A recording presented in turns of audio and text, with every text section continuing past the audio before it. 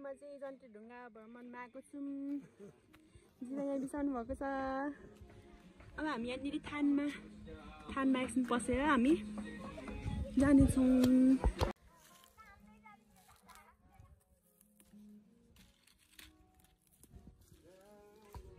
जाम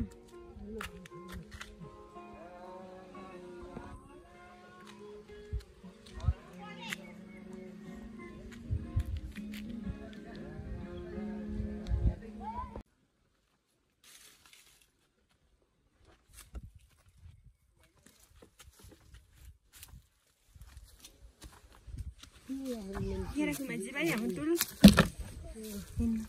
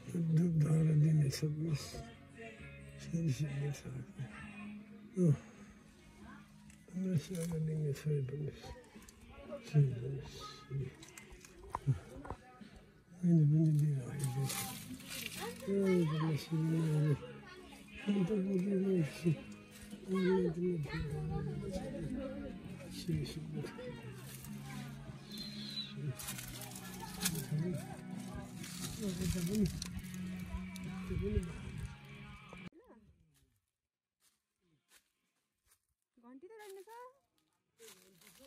छैन जिबा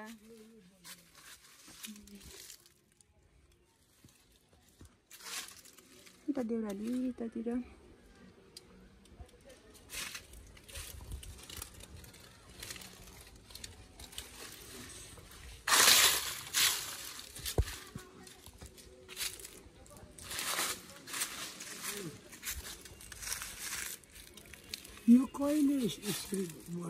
यो जिबा धेरै वर्ष भइसक्यो नि यो लगाएको त वाल लगाएको त हजुर थुप्रो वर्ष भइसक्यो।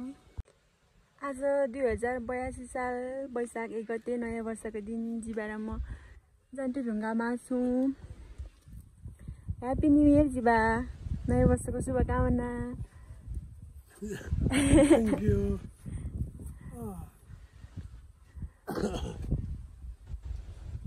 अब हामी चाहिँ जान्छौँ सुम्निमा पारुवाङ भएकोमा नि जिबा।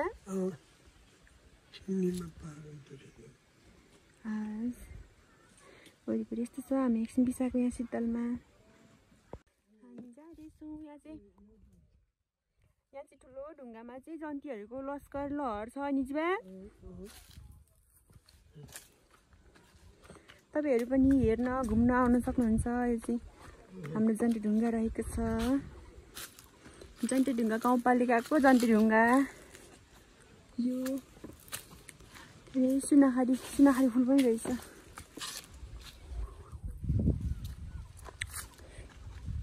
टन्नै मान्छेहरू पिकनिक खान आएको रहेछ। हामी पनि जाँदैछौँ अब उता माथि रहेको छ सुम्निमा पारुवाङको मूर्ति। जिबारामा बिस्तारै बिस्तारै जाँदैछौँ।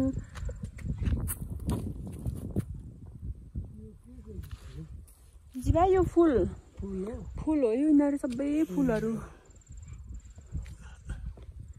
यो पनि फुल।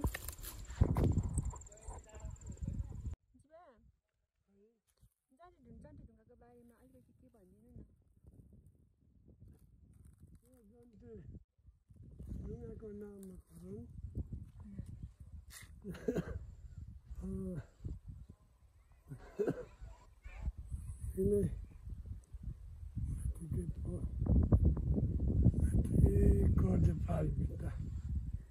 उयो गोलमा भिर गोलमा राजा र गोलमा रानीको जन्ती आउँदा यहाँ कलेजुग लागेर यहाँ जन्तीहरू यहाँ अल्पियो हजुर अनि उहाँको गुन्टा पनि त्यहाँ छ हजुर गोलमा राजा र गोलमा रानी छ नि उडेर माथि गोलमा भिरमा रहेको ए हजुर पुगेर उहाँ गोलमा राजा गोलमा रानी गोलमा भिरमा यो जन्तीहरू यहाँ अल्पियो जन्ती ढुङ्गा भएको हो हजुर यहाँनिर यहाँको पुजारी हाम्रो जिबा नै हुनुहुन्थ्यो है जिबा अहिले पनि उहाँ नै हुनुहुन्छ उहाँभन्दा पनि अब जिबा बाहिर बस्ने हुनुभएपछि कान्छा जिबा हुनुहुन्छ अहिलेको पुजारी यहाँनिर चाहिँ कुनै पनि भोग चढाइँदैन फलफुल मात्रै जिबा फलफुल कोरा पूजा गर्छौँ हजुर उधौली उधौली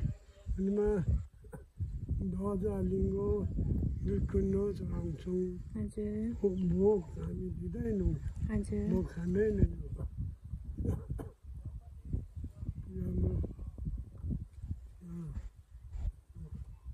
शुद्ध सिकारी हो यहाँ सिद्ध सिकारी हो जिबा हजुर धन्यवाद जिबा जिबा गोबर पनि चढाउनु पर्छ माछा ए माछाको त्यो गोबरमा ए हजुर हजुर धागो त भिजाएर हजुर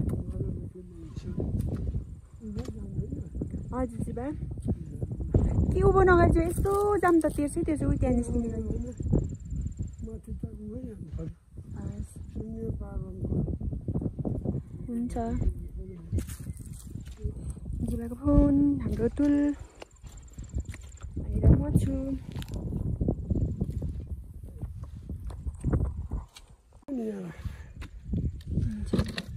मसिनो गले हो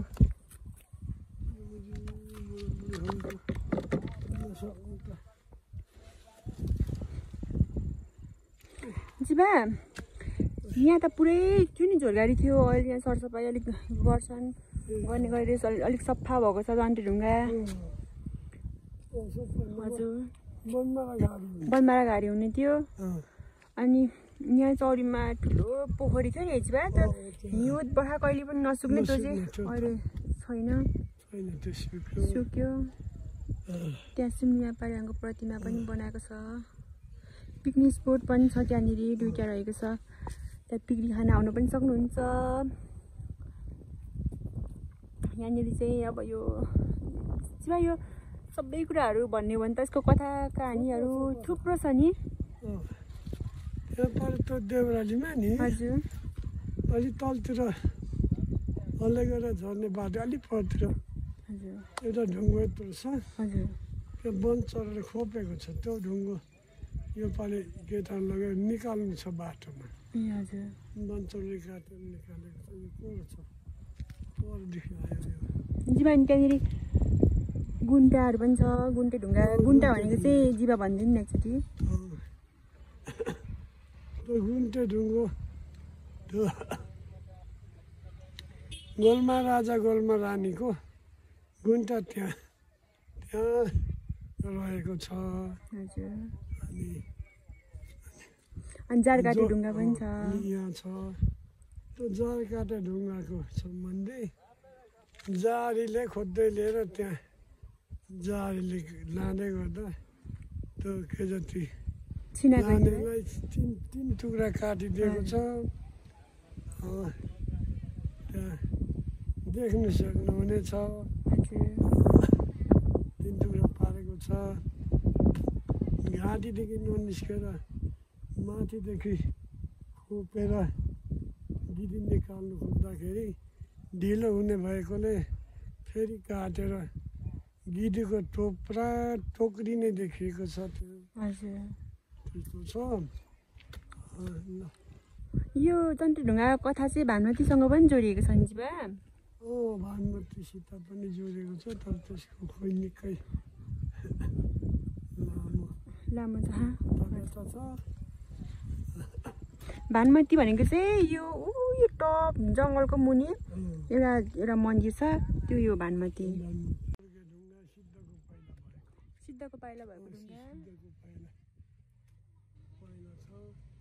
जन्ती भएको ढुङ्गा यहाँ चाहिँ जन्तीको बाजाहरू यहाँनिर चाहिँ यो के भन्छ भाइ त्यो बाजाको नाम के पो भनिदिनु त यहाँको भएको बाजाको नाम त्यहाँ बाजा थियो छ अहिले पनि होला त्यहाँ बाजा चुबो छ गोठालामा बजाउँथ्यो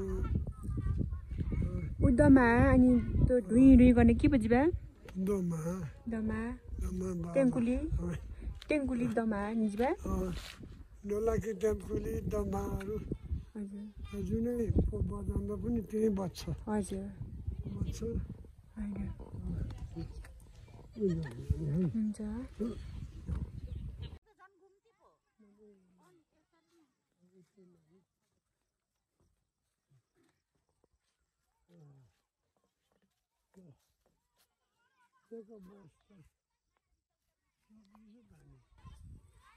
बास जिबा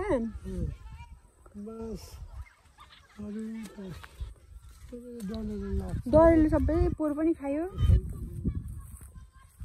हामी चाहिँ अब घुमेर फर्किसकेका छौँ अगाडि हाम्रो काकी हुनुहुन्छ हाम्रो जिबा यता म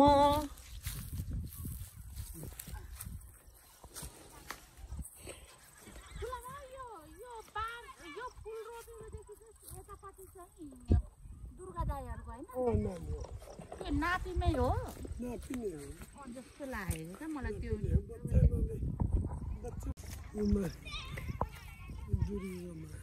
मजिबा के पनि नखाने यहाँनिर कस्तो पोखरी थियो जिबा राम्रो पोखरी थियो जस्तै खरेरीमा पनि नसक्ने यतै भरेर यताबाट जाने दौरातिर छ ए हो र जिबा पौडी खेल्थ्यौँ